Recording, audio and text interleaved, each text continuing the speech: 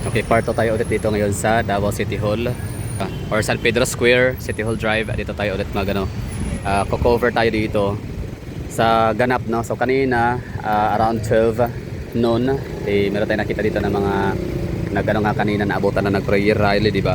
Para sa kay PRD arrest sa pag-aaresto kaya, no, PRRD. Ngayon meron na tayong nakita dito ulit na mga nagrarally ulit, no? Or mas marami na ngayon ang nakikita natin na mga tao, no, na nagagather sa Rizal Park. Lapitan natin. Okay. So kanina konti lang, no, ngayon marami na, oh. So gathering na dito.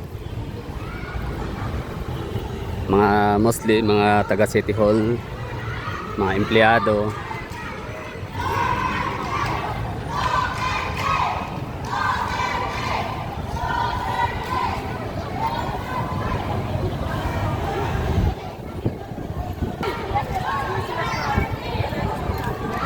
Yan. So observe lang tayo dito, no.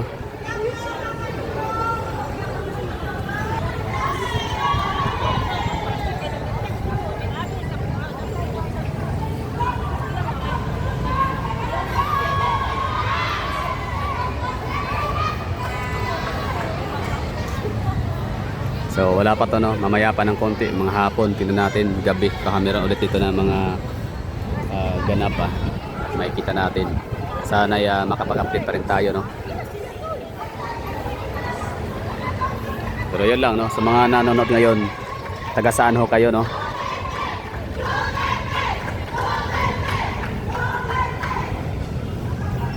And if you're watching from different parts of the Philippines, like lalo kung mga lugar ninyo is maraming mga Duterte supporter, paki-comment nga dyan, no, kung ano din ang mga ginagawa nila or anong ganap sa lugar ho ninyo.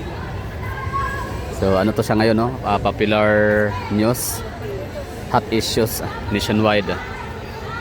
Ito nga pagka-aresto nga ni dating Pangulong Duterte. So nakalungkot, no? Siyempre, ano yan, may edad din yung tao. Pero siyempre, ganun na, sa totoo lang, kapag gusto lang hulihin talaga si Duterte, kasi nanggigigil nga sila, di ba? Kahit nga yung dating Pangulong si Marcos, di ba? Si Macoy, si FAM. Kahit nga sa patay na siya, hindi nga nila pinayagang mailibing sa libingan ng mga bayani kasi nga hindi daw talaga deserve. So si Digong din, ganun, no, ang gagawin nila. Kahit may edad na, huhulihin pa rin. So tara, punta tayo dun sa pinahagitna at tingnan natin ang mas malapitan ng mga tao.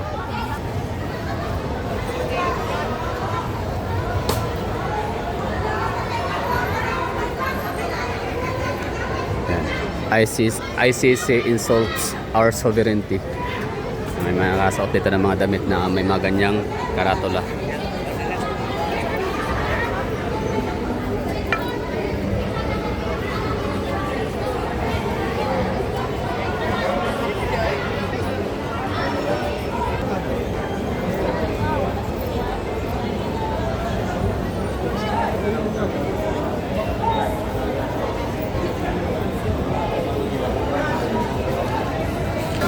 Sa mga nanonood ngayon, no, tatanong ko lang sana sa inyo kung ito bang ganitong event, example rally, kahit sabihin natin na magagather yung millions, no? Sabihin natin 2 million Davaoenos magagather sa isang lugar sa sigaw ng Duterte. Parang kahit anong pwedeng isigaw.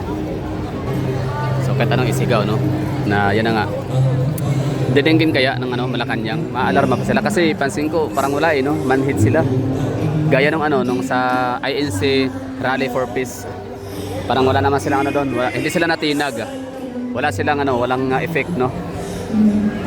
Ganyan sila ka-astig. Davaoenyo are not for sale. Ganyan ka-astig ang administrasyong BBM ngayon. Hindi sila grabe unbothered.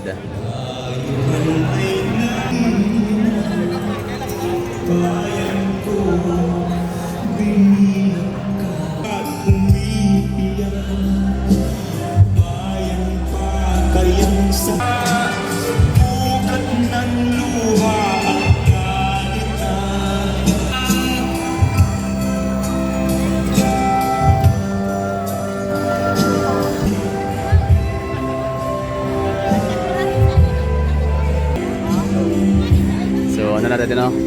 Parang naka-ready na sa tawag nito, yung parang unpredicted na event dito sa Davao City ngayon.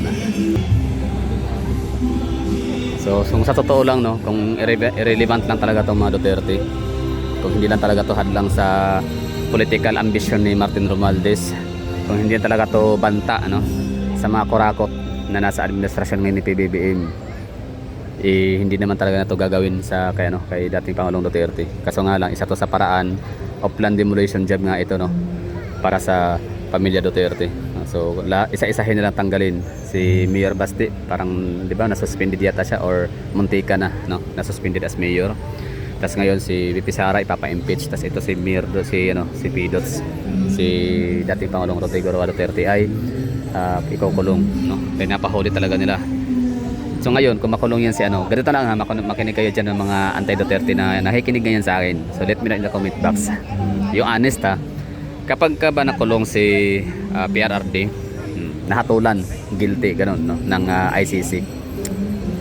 O sino man dyan, sa incitement of sedition cases, no, na isinampa sa kanya ng ni Marbil Torre, o sino man yung Marbil or ni Torre, or kahit sino man dyan ng administrasyon ni PBBM. Kapag kasi nakulong si PRD, si Pidots, or si dating Pangulong Duterte, mayroon ba siyang may changes ba siya sa natin, sa ating suffering as Filipino citizens, sa inflation natin na kinakaharap ngayon? Problema yun. Mababawasan ba ang crime rates? Ano sa tingin niyo kung ikukulong siya, di ba? So, iwan ko lang, grabe, no, ang lupit na nakakatang nito, parang very unbelievable ang mindset nitong mga Duterte hater. Number one yung dyan, yung mga loyalist slash dilawan, mga liberal party. Grabe yung grabe, hindi ko ma-imagine na ganyan sila, no. Parang basta iba yung priority nila talaga, no, demolition job, o unahin yung mga Duterte. Isa sa yung problema talaga na kinakaharap ng bayan, na yun talaga pinakaseryoso na problema natin. Yun yung kakulangan sa problema, tagutom, no, kahirapan. Marami tayong mga kababayan na hirap sa buhay. Kahit pa sobrang sipag, gayod sa trabaho, still halos kukulangin pa din dahil nga sa inflation. Napakataas ng inflation rate natin, na walang ginagawa yung natin, administration, para i-counter ito, para labanan. So yan na yung natin dito, yung crowd. Nakalungkot lang, basta good luck na talaga sa atin dito sa Pilipinas.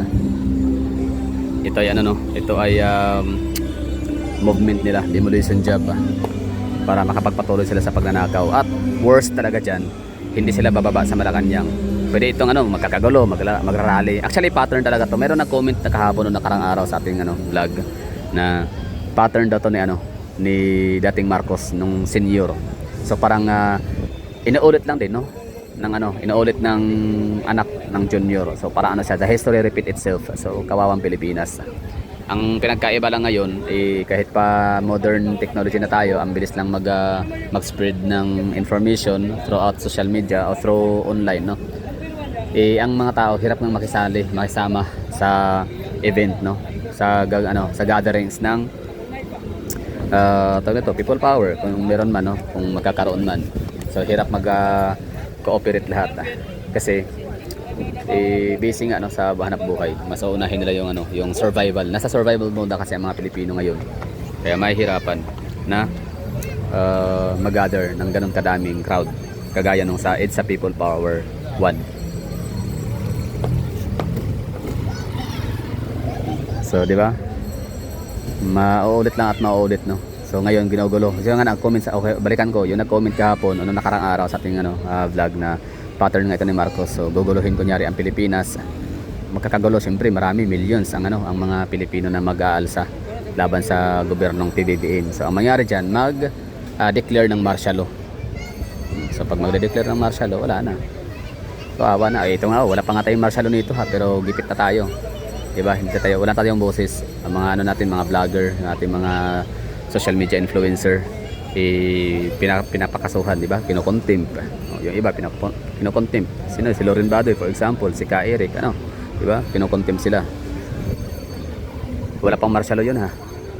What more kung magma-martial law na? So wala na talaga, as in useless ang social media, useless ang internet, dahil nga sa wala rin tayong kalayaan at wala tayong karapatan na mag-voice out ng ating mga sentiments, views and opinions. Kailangan na pabor no sa kanila ang lahat ng mga narratives natin, or dapat nasa kanilang pabor sa kanilang narratives lahat ng mga pwedeng sabihin nating mga opinion. So yun yung yun yung nakakatakot diyan. So wala, good luck na lang talaga. O nga pala sa sa South Korea, 'di ba, na impeach or 'di ba napatalsik ang kailangan pangulo dahil lang sa yung luxury bag ng kanyang misis, 'di ba, yung first lady, yung kanyang misis. Basta yun yung 'di ba issue, prime minister ba yun? Basta hindi na masyadong hindi masyadong makapagbigay ng konkretong information about doon. Basta merong official ng South Korea. So prime minister ba yun or president, I don't know. Basta napatalsik siya dahil nga sa yung yung luxury bag ng kanyang misis or first lady. So yun, napatalsik dahil doon, nagrarally ang mga South Korean. So ang mga South Korean at Pilipino, meron silang pinagkaiba. Meron silang commonalities when it comes to yun nga, papatalsik, people power. Meron tayong history sa Pilipinas, meron tayong people power 1 sa time ni Marcos, no. And it's a people power 2 naman kay Pangulong Joseph Estrada. Ang pinagkaiba nga lang sa South Korea, kapag nagkaroon sila ng people power, sa atin sa mga Pilipino, sa Pilipinas, mostly kasi tayo, parang nagpe-people power kasi may bayad, 500 pesos per head, 'di ba? Kumbaga funded by a politician, funded by oligarchs, yung mga people power sa atin dito. Samantalang sa South Korea, talagang voluntary. Willing silang magsakripisyo, willing silang wag magtrabaho, lumiban sa trabaho muna. Give way sila para sa pag-rally, no? Bahala nang walang income. 'Di ba? Kasi dati nga bago pa yung mga people power, meron din silang ginawa, 'di ba, nung naghihirap yung kailang bansa. Lahat ng citizens ay nag-aambagan anything na pwede lang maibenta para lang makalikom ng kapirahan, para lang makalikom ng pondo at sapat na siya para ipantubos sa kailang bansa na nalubog sa utang at naghihirap. So yan ang pinagkaiba. Sa South Korea, ang mga tao, citizens, is talagang pure, solid ang kailangan support sa government, sa kailangan bayan. Grabe sila ka-patriotic, no? Willing silang mag-sacrifice kahit buhay nila, no? Bawat isa. So tayo mga Pilipino, grabe, napakataas ang tolerance natin when it comes to corruption. Napakataas ang tolerance natin when it comes to mga kabalbalan ng ating mga taga-gobyerno.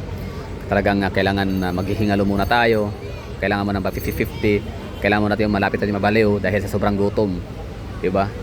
Sa sobrang kahirapan. Diyan na tayo kikilos, diyan na tayo magkakaroon ng people power. Talagang grabe ang mga Pilipino tolerance, no? Aantay pa talaga ng sagaran pa talaga dapat bago magkaroon ng people power movement. So, sad thing about Filipino. Ganyan tayo kaya tayo inaabuso ng mga gahaman nating mga congressman, mga politician, mga cabinet secretaries, mga administration. Walang kwenta talaga, grabe. Nakalungkot. So yun lang siguro, at next lapit pa ulit tayo doon kasi merong parang magaganap na ulit na natin, may mga speech or rally or something, no. So yun lang siguro, yun lang aking views and opinions dito sa San Pedro Square, City Hall Drive, Davao City.